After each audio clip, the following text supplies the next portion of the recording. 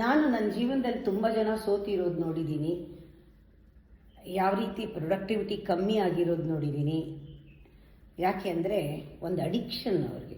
ಈ ಅಡಿಕ್ಷನ್ ಏನು ಅಂದರೆ ಪ್ರೊಕ್ರಾಸ್ಟಿನೇಷನ್. ಪೋಸ್ಟ್ಪೋನ್. ಯಾವಾಗಲೂ ಏನಾದ್ರು ಹೇಳಿದ್ರೆ ನಾಳೆ ನಾಡಿದ್ದು ಆಚೆ ನಾಡಿದ್ದು ನಾಳೆ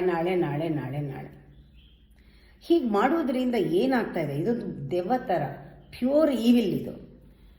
ಇದರಿಂದ ಸ್ಟ್ರೆಸ್ ಆಗ್ತಾ ಇದೆ. ನಿಮಗೆ ಗೊತ್ತಾಗ್ತಾ ಇಲ್ಲ ಸ್ಟ್ರೆಸ್ ಆಗ್ತಾ ಇರೋದು ಪ್ರೊಕ್ರಾಸ್ಟಿನೇಷನಿಂದ, ಪೋಸ್ಟ್ಪೋನ್ ಮಾಡ್ತಾ ಇರೋದ್ರಿಂದ.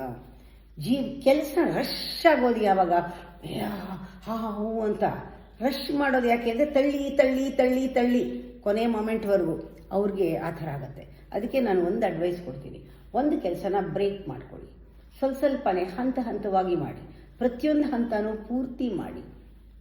ನೀವು ಯಾವಾಗಲೂ ಜ್ಞಾಪಕಟ್ಕೋಬೇಕು, ಇದು ಸ್ಟೇ ಆನ್, ಒಂದು ಡೆಡ್ಲೈನ್ ಹಾಕ್ಕೊಳ್ಳಿ, ಅಲ್ಲಿ ಮುಗಿಸಿ ಹಂತ ಮಾಡಿ. ಪೂರ್ತಿ ಮಾಡಬೇಕಾಗಿಲ್ಲ. ಆಗ ಪೋಸ್ಟ್ಪೋನ್ ಮಾಡಬೇಡಿ. ಇವತ್ತು ಇಷ್ಟು ಅರ್ಧ ಮಾಡಿದ್ರೆ ಅದ ಚೆನ್ನಾಗಿ ಮಾಡಿ, ನಾಳೆ ಇನ್ನು ಸ್ವಲ್ಪ ಮಾಡಿ.